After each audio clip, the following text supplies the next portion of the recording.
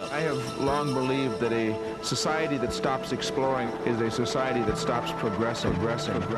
This program is the bridge to the future for human spaceflight. What happened in this last year is truly phenomenal. The space station today is the largest and most capable space station ever flown.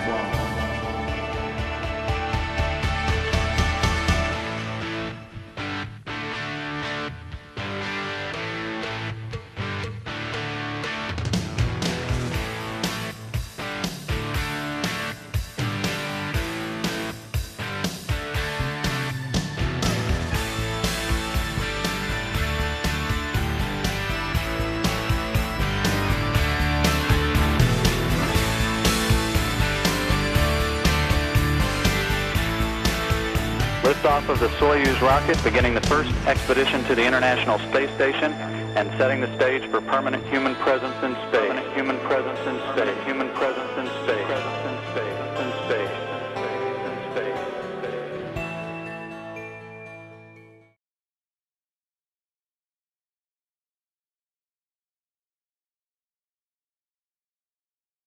Je remercie les organisateurs. Je vais être obligé de vous avouer que je n'avais jamais entendu parler ni du festival, ni du Marathon des Sciences. Et l'idée m'a séduit. Donc je pars en vacances demain et je suis quand même venu. Je vais changer complètement de sujet. Je vais vous parler de systèmes biologiques. Je suis physicien et notre approche à nous vis-à-vis de la complexité, et les systèmes biologiques sont infiniment complexes, c'est d'essayer de trouver des façons physiques simples de décrire les systèmes biologiques. Et je ne vais pas vous faire ça de façon très générale, je vais vous montrer des exemples de ça. Donc c'est ça un peu ma stratégie, c'est vous montrer des exemples de problèmes qui me paraissent pertinents pour la biologie et pour lesquels on essaye de faire une description physique simple ou relativement simple. Donc j'ai 3 problèmes dont je vais vous parler.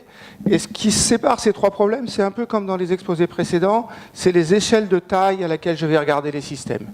Alors l'échelle microscopique pour la biologie, c'est la molécule. On n'a pas besoin d'aller à des échelles plus microscopiques que la molécule. Les molécules, c'est des protéines.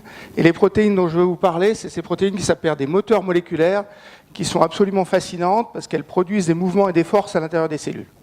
Donc ça sera mon premier exemple. Mon deuxième exemple, c'est à l'échelle de la cellule elle-même. Et ce que je veux en gros discuter, c'est le mouvement de cellules et les propriétés mécaniques des cellules, donc prises en tant que telles, et en oubliant cette fois les molécules qu'il y a dedans. Et puis mon troisième exemple, c'est à une échelle encore plus grande, quand on considère des tissus. Quand on considère des tissus, il y a des effets collectifs entre les cellules, et le comportement des cellules n'est pas le même si elles sont isolées que ce qu'elles sont dans les tissus.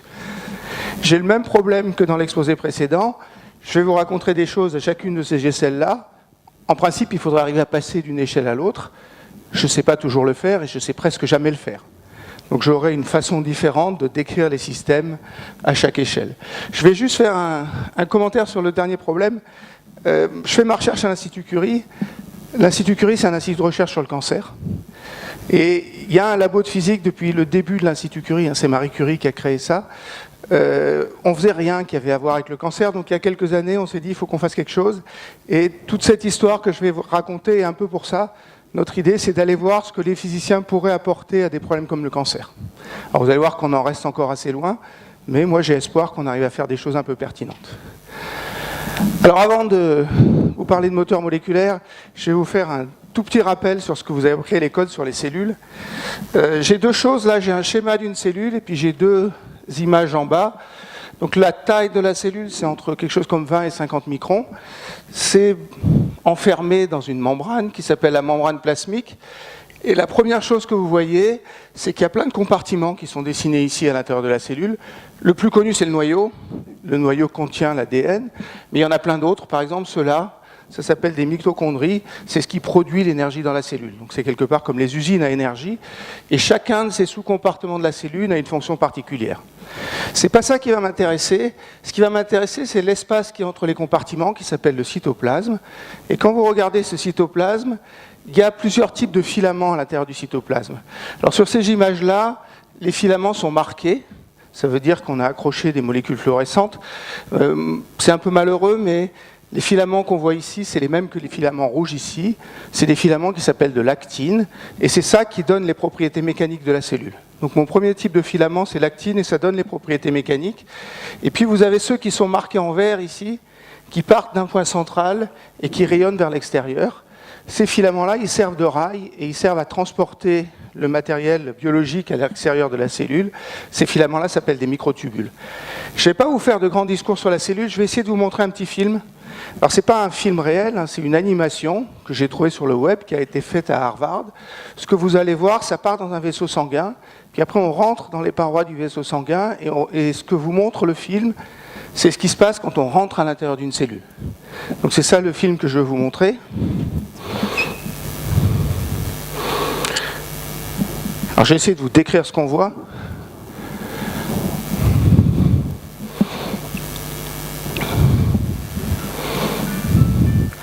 Donc ça c'est un vaisseau sanguin, c'est des globules blancs qui avancent le long de la surface du vaisseau sanguin, et puis ils rentrent dans la paroi. Ça c'est les cellules qui forment la paroi avec des polymères qui pendent de ces cellules-là. Et puis à partir de là, on va rentrer à l'intérieur de la cellule. Donc ça c'est la surface de la cellule, la surface externe, avec des protéines qui servent de récepteurs, et puis on rentre à l'intérieur. Alors il y a un premier réseau, ce réseau s'appelle un réseau de spectrine, qui est accroché à la membrane. Puis on rentre encore un peu plus profondément. Et vous voyez ces filaments qui sont là, ça c'est les filaments qui étaient marqués sur les images précédentes, qui s'appellent des filaments d'actine. Donc on suit ces filaments d'actine. Et vous voyez que ces filaments, ils ne sont pas fixes, ils se font et ils se défont en permanence.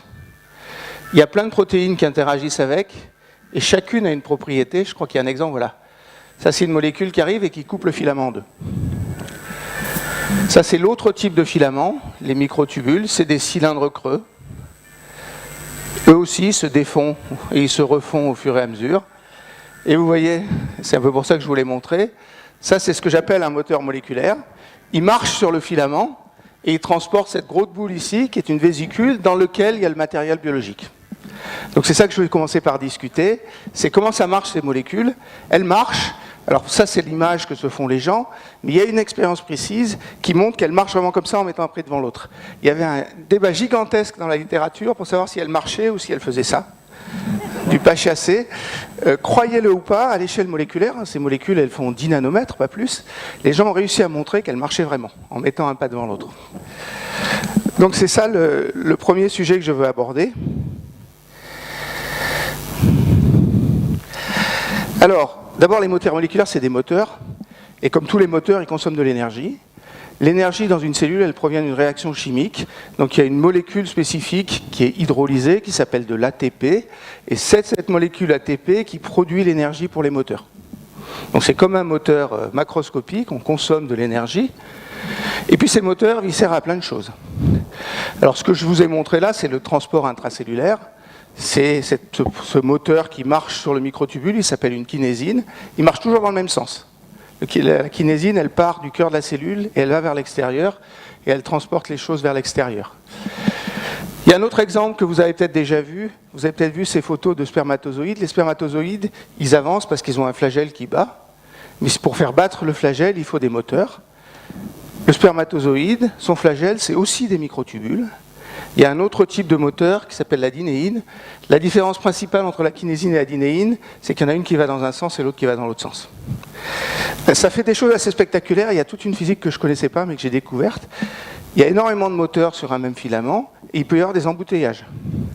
Donc il y a toute une physique des embouteillages qui existait déjà et que les gens avaient faite pour le trafic sur les autoroutes, qu'on a presque pu prendre telle quelle et appliquer à ce genre de problème.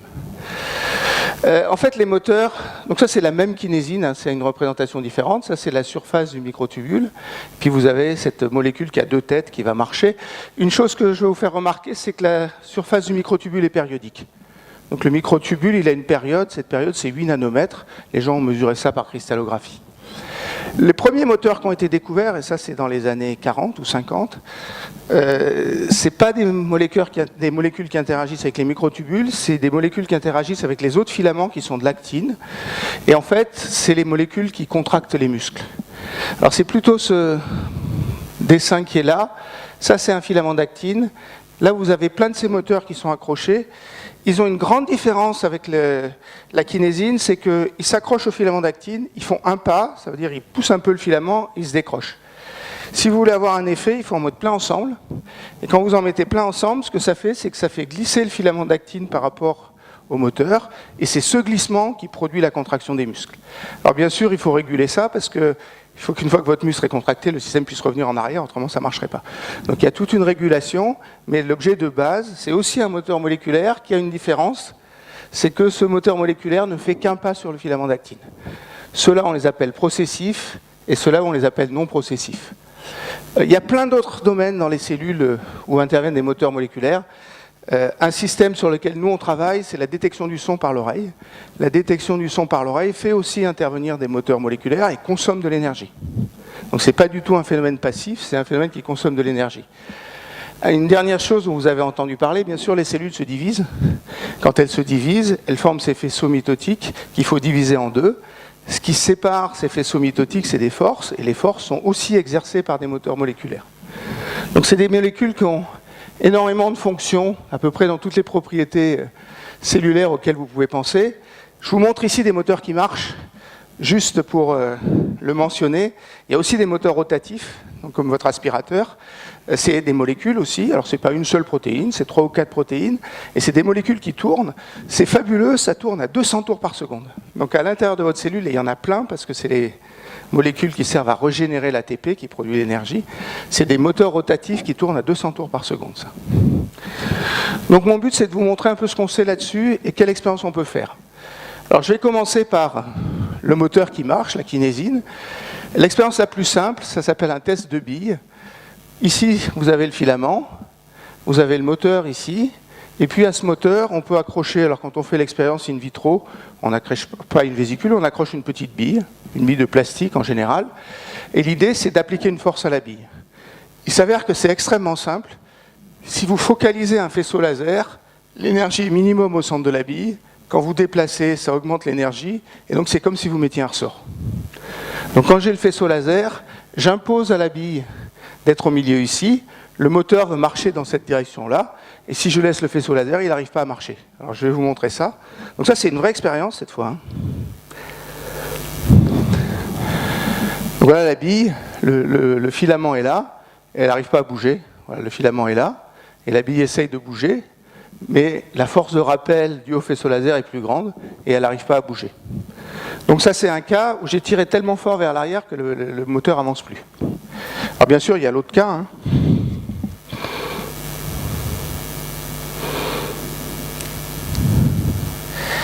Alors où est-ce qu'il est l'autre cas? Il est là. Vous voyez le filament ici, vous avez vu, je vais le refaire. Hein. Vous voyez que la bille avance le long du filament. Et elle avance à peu près à vitesse constante le long du filament. Elle avance à vitesse constante parce que sur la bille, il y a un moteur moléculaire qui marche exactement comme dans le film que vous avez vu avant. Il faut que j'arrive à enlever mon film. Alors je peux vous donner des ordres de grandeur. Les vitesses dans les cellules, c'est des micromètres par seconde. Donc un moteur comme ça fait avancer à des micromètres par seconde. Vous avez vu qu'il y a une force au-dessus de laquelle je le bloque. Ça s'appelle la force d'arrêt du moteur. C'est la force maximale qui lui permet d'avancer. La force maximale, c'est 6 piconewtons. Un piconewton, c'est 10-12 newtons. Ça, c'est les forces qui sont exercées à l'intérieur des cellules. Elles sont toujours de cet ordre-là. Et c'est la force maximale que peut exercer ce moteur-là. On peut être encore bien plus précis que ça. En se débrouillant bien, on peut tracer la vitesse, le déplacement du moteur, donc la position en fonction du temps. Vous voyez, ici le moteur ne bouge pas, puis là il saute, puis là il saute, puis là il saute, puis il revient en arrière. Et puis ce qui a été tracé sur ce dessin-là, c'est des lignes horizontales tous les 8 nanomètres. Ce que ça veut dire, c'est qu'il y a un pas du moteur, ça c'est le pas du moteur qui marche, et que le pas du moteur c'est 8 nanomètres. Alors 8 nanomètres, c'est pas une surprise, c'est pour ça que je vous l'ai dit tout à l'heure, c'est la structure du filament qui fixe ça. Donc il va à des positions fixes sur le filament et il avance par pas de 8 nanomètres. C'est un tout petit peu plus subtil que ça. Parce que si vous regardez ici, il fait 3 pas d'un coup. Ou plutôt ici 2. Un pas, 2 pas. Donc en général, il fait un pas vers l'avant. parfois il peut en faire 2, et même parfois, si vous regardez ici, il va dans la mauvaise direction et il fait un pas vers l'arrière. Ce que ça veut dire ça, c'est que le moteur, il n'a pas un mouvement déterministe dans la direction du filament, il a une probabilité d'aller vers l'avant, il a une probabilité d'aller vers l'arrière. Pour ces moteurs kinésiques, la probabilité d'aller vers l'avant, c'est 90%. Donc 90% des fois, il va vers l'avant, et 10% des fois, il se trompe, il va vers l'arrière, il revient en arrière, puis vous voyez qu'après, il repart vers l'avant ici. Le moteur ne reste pas accroché de façon infinie sur le filament, il marche, puis au bout d'un certain temps, il se décroche. En général, il se décroche au bout de quelques centaines de pas, donc ça marche pendant un micron, ça se décroche, puis ça va se raccrocher, etc. etc. Un dernier point, c'est un moteur, ça consomme de l'énergie et il y a un rendement. Le rendement, c'est l'énergie mécanique que vous pouvez récupérer, divisée par l'énergie que vous injectez. Ces moteurs sont extrêmement efficaces. Ça veut dire que le rendement de ce moteur-là, ça doit être 45% ou quelque chose comme ça. Les gens disent même que les moteurs rotatifs dont je vous parlais tout à l'heure ont un rendement supérieur à 90%. Ça veut dire que presque toute l'énergie passe en énergie mécanique, ce qui n'est absolument pas le cas des moteurs macroscopiques. Donc voilà, c'est ce premier type de moteurs qui sont des kinésines qui marchent. Alors après, ce qu'on fait nous, c'est des modèles pour le mouvement de ces moteurs-là. Je ne vais pas rentrer dans les modèles, mais je crois que c'est des molécules qui sont suffisamment spectaculaires. Je vous ai dit, il y a un deuxième type de moteur. Le deuxième type de moteur, il s'accroche au filament, il donne une impulsion et il se décroche. Alors évidemment, ceux-là, ils ne se déplacent pas parce qu'ils se décrochent et ils s'en vont. Donc on ne peut pas les étudier de la même façon en suivant le moteur le long du filament. Il y a une astuce, et l'astuce est schématisée ici. On accroche les moteurs par la queue, donc les têtes pointent vers le haut. On en met beaucoup, et au-dessus de ces moteurs-là, on met les filaments. Les moteurs s'accrochent et se décrochent. Il faut qu'en moyenne, il y ait toujours un nombre fini de moteurs qui soient accrochés. S'il y a un nombre fini de moteurs qui est accroché, chacun de ces moteurs donne un coup sur le filament et le moteur avance. Alors c'est ça que vous allez voir dans le film. Il ne se passe rien. Quand vous allez voir la lumière, on donne de l'énergie. Donc quand on met la lumière, on donne de l'ATP. Et quand on donne de l'ATP, les filaments avancent. Ils sont poussés par les moteurs et on peut suivre le mouvement des filaments comme ça. Alors ça, c'est une expérience qui a été faite dans notre laboratoire, justement avec l'idée d'expliquer le fonctionnement de l'oreille. Mais ça, c'est le test classique pour voir si les moteurs marchent bien. On en greffe beaucoup sur la surface et on suit le filament cette fois. Hop, le film est en train de boucler. Alors j'ai passé l'argument quantitatif. Pour cela, il faut beaucoup de moteurs qui interagissent avec un filament. Dans un muscle, pour vous donner un ordre de grandeur, il y a 300 moteurs qui interagissent avec chaque filament. Je suis désolé. Je vais m'arrêter là sur les moteurs moléculaires. Ce que je vous ai décrit là, c'est les propriétés individuelles des moteurs moléculaires. Là aussi, il y a des effets collectifs et le comportement collectif des moteurs moléculaires est très très différent du comportement individuel. Alors, je ne vais pas vous montrer des expériences sur les effets collectifs, je vais vous montrer des expériences sur les propriétés mécaniques des cellules et vous allez voir qu'on revient aux moteurs moléculaires. Alors, l'expérience classique maintenant, elle a été faite par ce monsieur qui est en Suisse, qui s'appelle Verkowski. Ça, c'est une cellule un peu spéciale. C'est une cellule qui s'appelle un kératocyte. C'est une cellule de la peau de poisson. Et en fait, l'expérience est extrêmement facile à faire. Mes étudiants théoriciens arrivent à la faire. Vous prenez des écailles de poisson, vous les mettez dans une boîte de pétri, et les cellules, spontanément, vont marcher sur le fond de la boîte de pétri, vont avancer au fond de la boîte de pétri, et après, il suffit de regarder au microscope, et la cellule avance. Alors, je vais vous montrer la cellule qui avance, voilà. Vous voyez la cellule qui avance comme ça. Alors les gens aiment bien utiliser ces cellules kératocytes. C'est en gros les Ferrari des cellules, elles avancent très vite. Elles avancent à 10 microns par minute. Donc les moteurs, c'était 1 micron par seconde. Les cellules avancent encore moins vite, c'est 10 microns par minute. Je vais vous donner des ordres de grandeur. Ça fait 30 microns. Ça fait 10 microns. Et puis la cellule est très plate. Ici, l'épaisseur, c'est quelque chose comme 1 micron. Et dans cette région-là, il y a essentiellement 2 composants qui sont l'actine, le filament que je discutais il y a 1 minute, et les myosines, qui sont les moteurs qui interagissent avec l'actine. Si vous enlevez les myosines, il n'y a plus de mouvement du tout. Alors, il y a une expérience qui est très très spectaculaire ici, enfin que moi je trouve très spectaculaire, c'est presque ça qui m'a amené à la biophysique le jour où je l'ai vu. L'expérience est a priori très simple. Ce qu'a fait ce monsieur, c'est qu'il a rajouté une drogue. Alors, je ne peux pas vous dire ce qu'est la drogue, mais ce que fait la drogue, c'est qu'elle coupe un petit morceau de cette partie à l'avant ici qui s'appelle le lamellipode. Donc on prend un petit morceau ici, le petit morceau s'étale, et puis il reste là, donc ça fait une espèce de crêpe d'actine avec des moteurs dedans. Il n'y a pratiquement que de l'actine et des moteurs. Et puis à l'instant t égale 0, ce qui est marqué en bleu c'est l'actine, ce qui est marqué en rouge c'est les moteurs, c'est à peu près tout uniformément réparti. L'expérience, ça consiste à prendre une pipette, à approcher la pipette ici et à souffler. Alors pour un physicien, quand vous soufflez, l'effet principal, c'est que vous partez de quelque chose qui est rond, donc il y a une symétrie de rotation. Si vous soufflez à un endroit, vous fixez une direction, vous brisez la symétrie de rotation. Et regardez ce qui se passe quand on fait ça.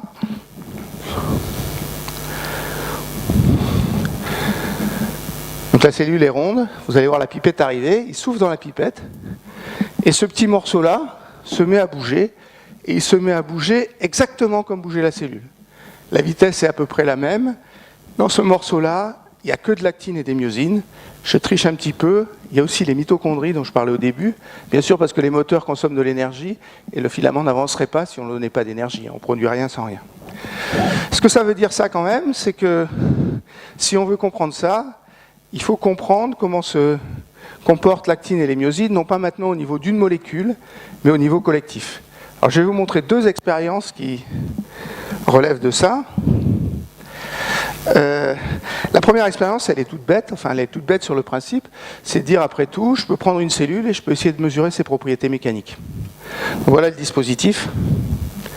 C'est deux plaques. Celle-là est complètement rigide, celle-là est élastique. On peut tirer celle-là vers le haut. Et si on se débrouille bien, on peut appliquer une force et mesurer comment s'allonge la cellule, ou on peut appliquer un déplacement et regarder comment on varie la force. Donc ce qui est fait là, c'est sur le principe extrêmement simple. On applique une force sur la plaque du haut, en mesurant la courbure ici, c'est la déflexion d'un ressort, et on mesure comment s'allonge la cellule. Alors ce qui est tracé ici, c'est la déformation, c'est la variation de la déformation divisée par la longueur initiale, en fonction du temps. Regardez l'échelle de temps, on va de 0,1 seconde à 100 secondes. Donc il y a 1, 2, 3 ordres de grandeur là-dedans. Ici, c'est le logarithme qui est tracé aussi, et vous voyez que la déformation augmente comme une loi de puissance du temps. Alors la question, c'est à quoi vous comparez ça? Si vous aviez un solide, si vous tirez sur un solide, il se déforme et la déformation est constante, parce qu'il y a une élasticité, il y a une force de rappel. Donc pour un solide, ça serait une droite. Pour un liquide, le liquide coule. Il coule à vitesse constante si vous appliquez une force. S'il coule à vitesse constante, ça veut dire que epsilon est proportionnel à t. Si vous regardez cette courbe-là, epsilon est proportionnel à t à une puissance qui est très différente de 1, c'est 0,25.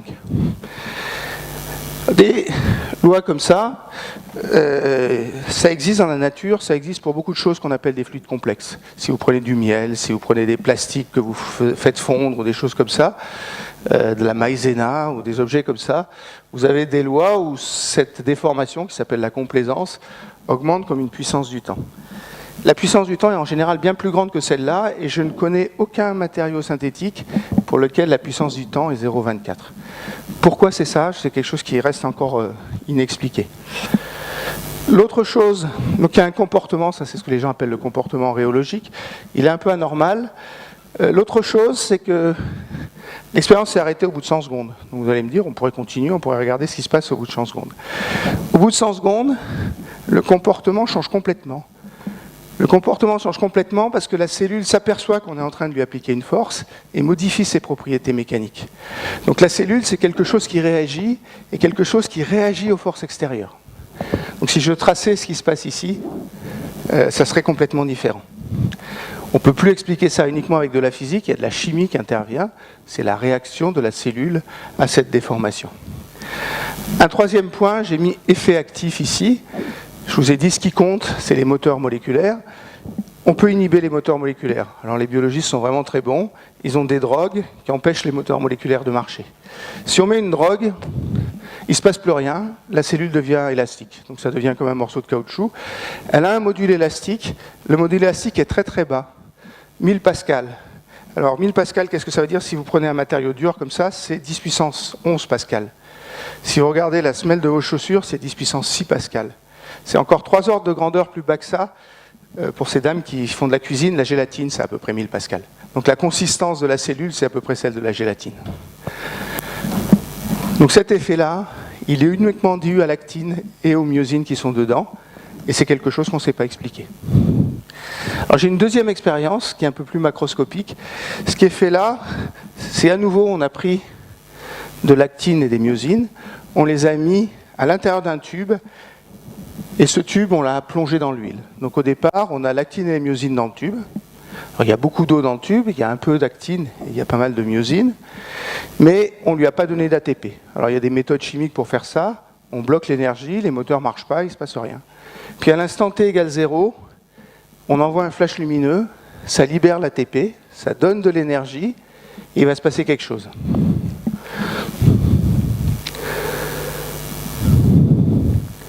Vous voyez ce qui se passe?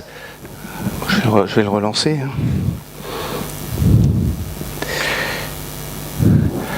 Donc au début, on remplit tout le tube, puis vous voyez que... Ah non, c'est moi qui... D'accord, j'ai compris ce que je faisais. Excusez-moi.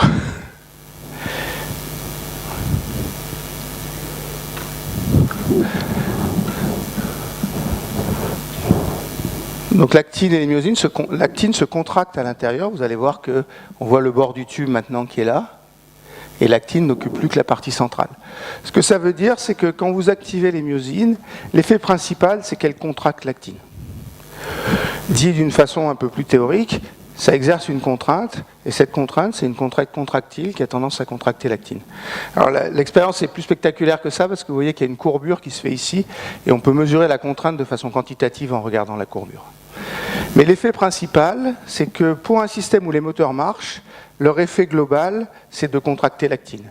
Ce qui n'est pas une grosse surprise, parce que pour plier votre bras quand vous avez un muscle, il faut aussi contracter. Mais localement, à l'intérieur de la cellule, c'est ça qui se passe. Alors c'est ça les bases de la modélisation. Je ne vais pas vous dire comment on fait la modélisation. La seule chose que je vais dire, c'est que la façon dont nous on modélise ça, c'est uniquement en utilisant des arguments de symétrie. Et le fait principal, c'est qu'il y a des moteurs moléculaires à l'intérieur et que ces moteurs moléculaires consomment de l'énergie. Ça veut dire ça, s'ils consomment de l'énergie, c'est que ce n'est pas un système à l'équilibre thermodynamique parce qu'il n'est pas isolé. Il y a de l'énergie en permanence qui est apportée au moteur moléculaire par l'ATP, et donc c'est un système qui ne relève pas de la thermodynamique. C'est pour ça que j'arrive à faire un moteur tout à l'heure. Il s'avère que les théories qu'on a fait pour ça sont exactement les mêmes que toutes celles qui ont été faites pour toute une classe de matériaux que les gens appellent des matériaux actifs. Les matériaux actifs, c'est des matériaux qui sont faits de constituants qui chacun localement consument de l'énergie. Dans la cellule, ces constituants, c'est les moteurs moléculaires. Mais j'ai toute une liste ici. Alors, j'ai parlé de tissus. Je vais revenir sur les tissus dans une minute, donc je ne vais pas vous montrer ça. Les colonies de bactéries. Alors, il y a un film très spectaculaire, là. Ça, c'est des bactéries qui sont à la surface de l'eau. Et puis, la seule chose qui est faite, c'est qu'on les regarde. Donc, voilà ce que font les bactéries. Vous voyez qu'elles font des tourbillons. La chose que je connais à laquelle ça ressemble, ça, c'est un écoulement turbulent. Sauf que ça n'a rien à voir avec de la turbulence. C'est un nombre de Reynolds complètement nul. Et donc l'écoulement devrait être complètement homogène. Et pourtant, ça fait ces tourbillons-là. Il y a des structures en tourbillon qui apparaissent dans les cellules aussi. Pourquoi? Parce que c'est la même symétrie. Les bactéries, elles consomment de l'énergie. En l'occurrence, c'est l'oxygène qui leur donne de l'énergie. Elles ont une anisotropie, elles ont une orientation. Et elles ont tendance à se propulser.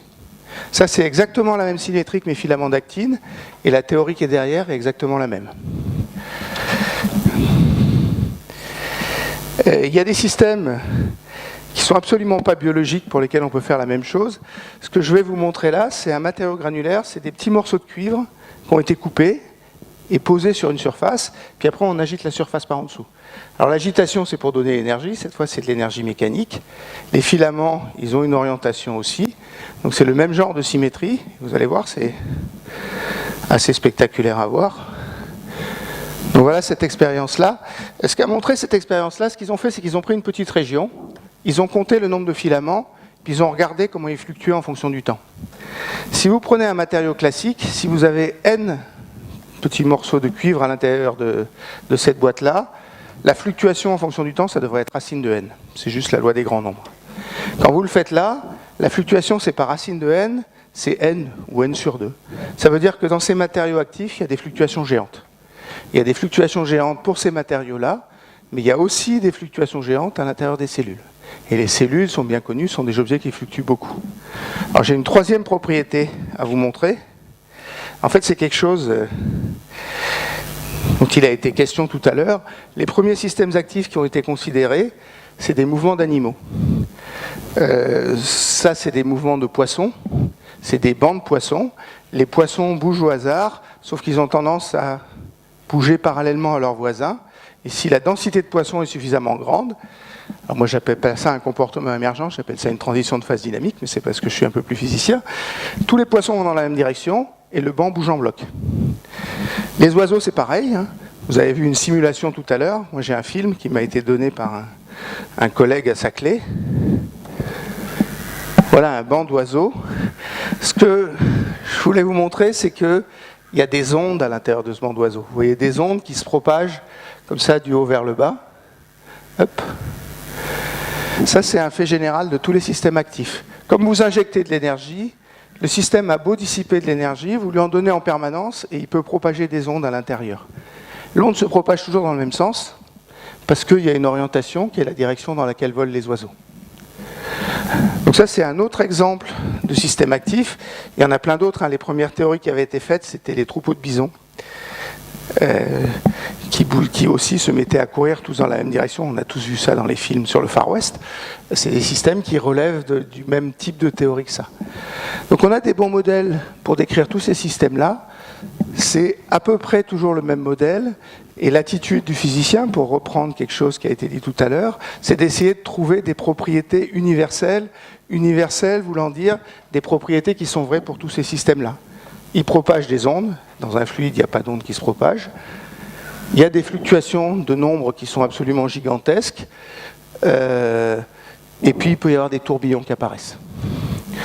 Donc, je vais m'arrêter là. Ça finit un peu la deuxième partie de mon exposé. Ça, c'est la partie sur ce qui se passe à l'échelle de la cellule. Maintenant, ce que je veux vous décrire, c'est ce qui se passe à l'échelle des tissus. Alors, les tissus que je veux décrire, c'est des tissus qui sont appelés épithéliaux. Un exemple de tissu épithéliaux, c'est la peau. Hein. Vous voyez la structure ici. Le tissu qui m'intéresse, c'est cette couche-là. Il y a un tissu en dessous qui s'appelle le stroma. Et le stroma, c'est en gros un milieu élastique. Les points noirs, c'est les noyaux. Donc ça veut dire qu'il y a quand même quelques cellules là. Il y a une membrane ici, qui s'appelle la membrane basale. Ça borde le tissu par en haut. Le tissu est là. Ce qui est important dans un tissu, c'est que les cellules vivent. Donc elles se divisent, elles se différencient et elles meurent. L'endroit où se fait la division cellulaire, c'est tout en bas du tissu ici. Au voisinage de la membrane, les cellules se divisent, elles montent vers le haut et elles meurent à la surface. Et puis ce que vous avez là, que vous savez tous que vous avez dans la peau, c'est que vous avez une couche de cellules mortes à l'extérieur. Donc c'est ça le tissu épithélial. Après, ce que moi j'ai envie de faire, c'est de décrire les propriétés mécaniques de ces tissus-là. Et vu l'éducation que j'ai envie de dire, c'est un matériau. Essayons de les utiliser comme un matériau. C'est un matériau, mais il faut que je prenne en compte qu'il y a des cellules qui apparaissent et des cellules qui meurent. Donc c'est un matériau qui se renouvelle en permanence. Et ça, c'est pas classique. La mécanique des matériaux qui se renouvellent en permanence n'est pas classique. Alors comment on fait pour dire qu'ils se renouvellent ? Il y a un taux de division cellulaire. KD, c'est la probabilité par unité de temps qu'une cellule se divise. 1 sur KD, c'est le temps qu'une cellule met à se diviser. Ça, c'est un jour, quelques jours, si vous voulez. Donc c'est des phénomènes qui se produisent sur des temps très longs. Et puis, il y a un taux de mort cellulaire. Ça veut dire que les cellules meurent. Il faut qu'elles meurent. Hein, si le contrôle de la mort cellulaire est déréglé, on arrive à des problèmes de cancer. Il y a plusieurs façons dont les cellules peuvent mourir. Ce qui se passe dans ces tissus épithéliaux, c'est ce qu'on appelle l'apoptose, qui est la mort cellulaire programmée. Donc, chaque cellule doit mourir.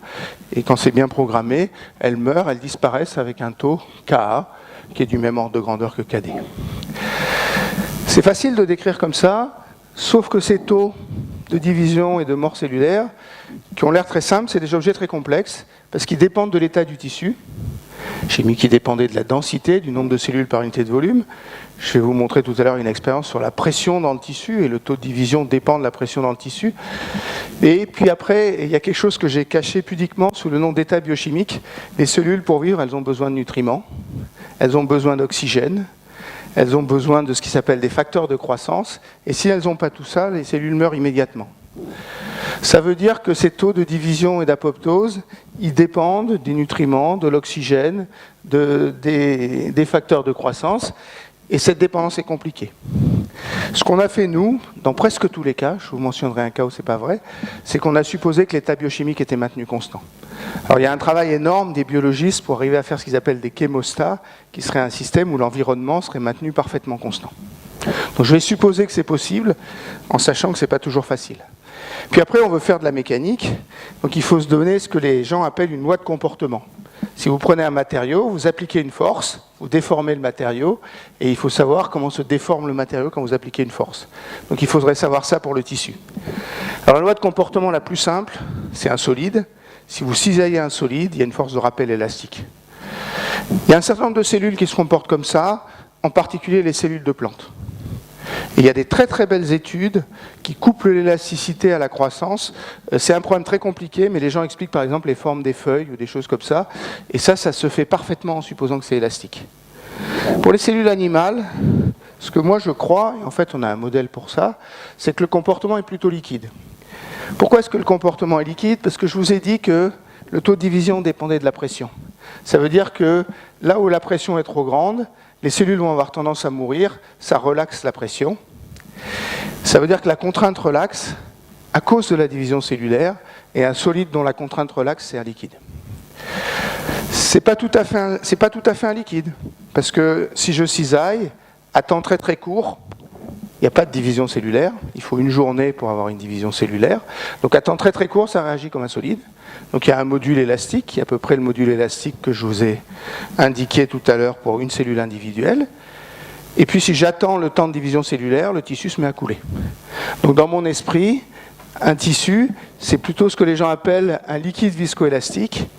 À temps court, ça se comporte comme un solide. Et à temps long, après une déformation, ça se comporte comme un liquide. Et puis il y a un temps de relaxation, qui dans mon cas est en gros le temps de division cellulaire.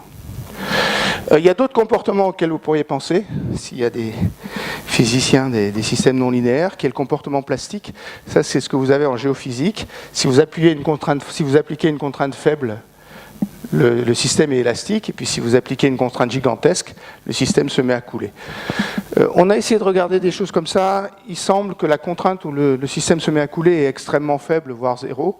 Donc en pratique, même si ce n'est pas exactement vrai, c'est plutôt un comportement précédent qu'on a envie de décrire pour les tissus. Soit on fait une théorie microscopique, donc voilà un peu en gros, c'est-à-dire soit on considère que le tissu est formé de cellules et on essaye de mettre les propriétés des cellules, soit il fait une théorie globale en oubliant complètement ce qu'on sait sur les propriétés des cellules.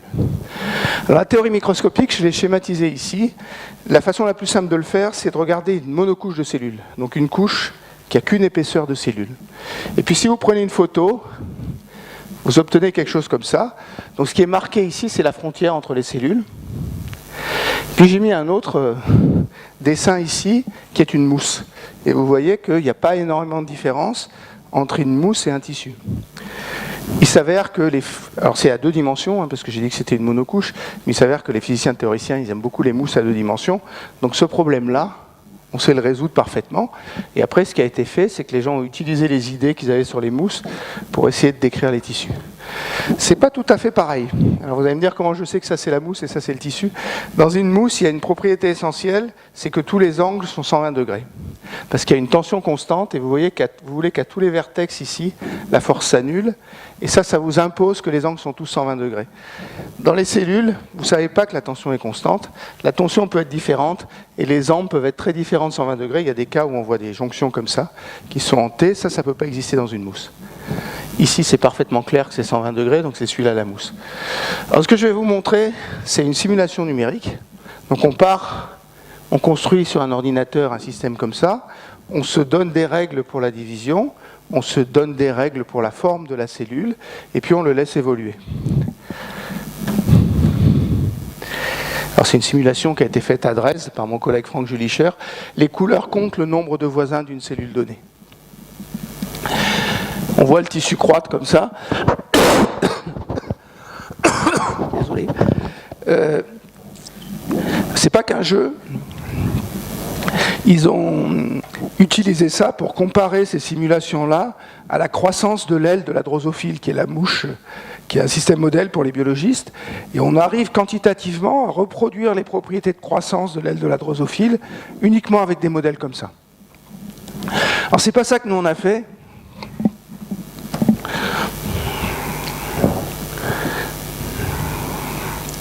Oh, j'ai vu qu'il restait 5 minutes.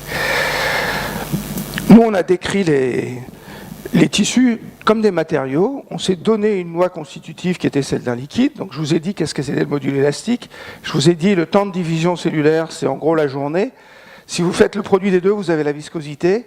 Ça veut dire que la viscosité, c'est 10 puissance 8 fois la viscosité de l'eau. Donc un tissu, pour moi, c'est un liquide, mais c'est un liquide qui a une viscosité gigantesque, qui est 8 ordres de grandeur plus grande que la viscosité de l'eau, et donc qui met un temps colossal à couler. Donc ça donne des propriétés qui sont un peu inhabituelles. Alors ce que je vais vous montrer pour finir, c'est des expériences où on a essayé de mesurer la pression dans un tissu et l'effet de la pression sur la croissance. Les objets qu'on utilise, c'est ce que les gens appellent des sphéroïdes. C'est des petits agrégats sphériques de cellules dont les gens pensent qu'ils sont assez bons pour simuler les propriétés des tumeurs cancéreuses, qu'on peut tester dessus des drogues et des choses comme ça. Alors j'ai une image de ça. Hein.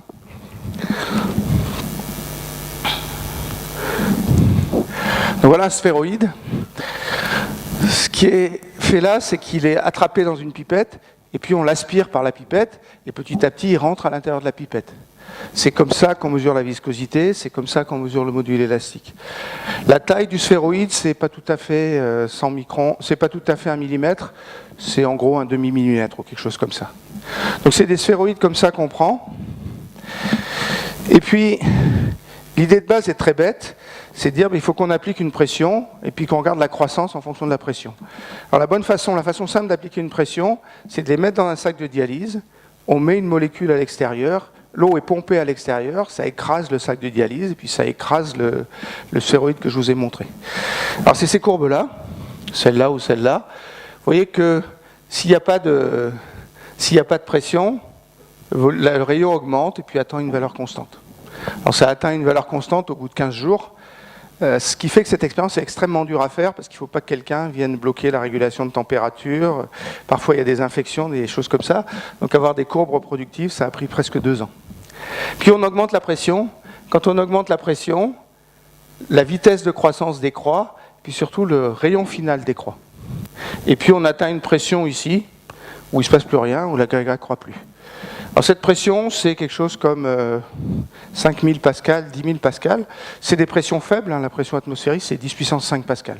Donc en appuyant un tout petit peu sur le tissu, on réduit considérablement l'état d'équilibre final, et puis on réduit la vitesse de croissance. En fait, on a fait mieux. D'abord, ils ont fait une autre expérience, qui est schématisée ici, qui est de regarder où se divisent les cellules. Alors, ce qui est marqué là, en rouge, c'est les cellules qui meurent, en bleu, c'est les cellules qui se divisent. Et vous voyez que les cellules se divisent au bord et meurent à l'intérieur. Ça, c'est ce qui se passe quand il n'y a pas de pression. Et puis, quand on est à 1 kPa, l'effet est absolument gigantesque. Seules les cellules au bord se divisent, et à l'intérieur, vous n'avez que des cellules qui meurent, il n'y a plus de division. Alors, le modèle est extrêmement simple. On dit le volume change parce que ça croît en surface. Donc ça, c'est le terme de croissance en surface qui est proportionnel à l'air. Et puis, à l'intérieur, les cellules meurent. Il y a un taux de division et un taux d'apoptose, mais le taux d'apoptose est plus grand que le taux de division. Donc les cellules se divisent sur la surface, elles migrent vers l'intérieur, et puis elles meurent à l'intérieur. Puis si vous tracez, donc il y a un taux de croissance sur la surface, il y a un taux de croissance négatif ici en volume. Si vous tracez en fonction de la pression, sur la surface il ne se passe rien, puis quand vous augmentez la pression, ce terme-là devient très très négatif. Donc plus vous augmentez la pression, moins les cellules se divisent ou plus les cellules meurent. Après, ils ont utilisé des méthodes biologiques et on arrive à montrer que c'est la division cellulaire qui est affectée par la pression. Il y a un dernier effet, c'est pourquoi est-ce que les cellules se divisent sur la surface? Il y a une raison évidente et une raison non évidente. La raison évidente, c'est pour que les cellules se divisent, il faut qu'elles aient des nutriments. Les nutriments, on les met à l'extérieur, ils diffusent vers l'intérieur et comme les cellules de l'extérieur les mangent, à l'intérieur, il n'y a plus de nutriments et les cellules meurent. Ça, c'est la raison évidente. La raison non évidente, c'est un effet mécanique. C'est que quand une cellule se divise, elle pousse les voisines. Et il y a moins de voisines à pousser si vous êtes sur la surface. Alors comment est-ce qu'on sait ça? En fait, ce qu'on a fait, c'est qu'on a fait des simulations numériques. Donc on a reconstitué sur un ordinateur un tissu, on l'a laissé croître, et puis ce qu'on pensait naïvement, c'est que ça croîtrait comme ça, et que ça s'arrêterait de croître quand on arrêterait la simulation. Et puis ça a atteint une taille finie. Alors je vais pour finir vous montrer cette simulation. Voilà l'agrégat qui croît, je vais le relancer. On part d'une cellule, elle se divise, elle se divise. L'agrégat est presque sphérique. Ça, c'est comme un liquide. Il y a une tension de surface avec l'extérieur. Donc c'est comme une goutte d'huile, il y a une forme à peu près sphérique. Puis on le laisse croître et puis il atteint une taille caractéristique. Après, dans la simulation, on peut regarder ce qu'on veut. On supprime le gradient de nutriments, on considère que les nutriments sont parfaitement homogènes et l'effet existe encore. Ça veut dire que les cellules se divisent sur la surface. Notre interprétation, et qu'on peut rendre un peu plus quantitative, c'est que les cellules ont moins de voisines à pousser. Si elles ont moins de voisines à pousser, elles se divisent plus facilement. Voilà, j'ai atteint mon temps. Je m'arrête là et je vous remercie.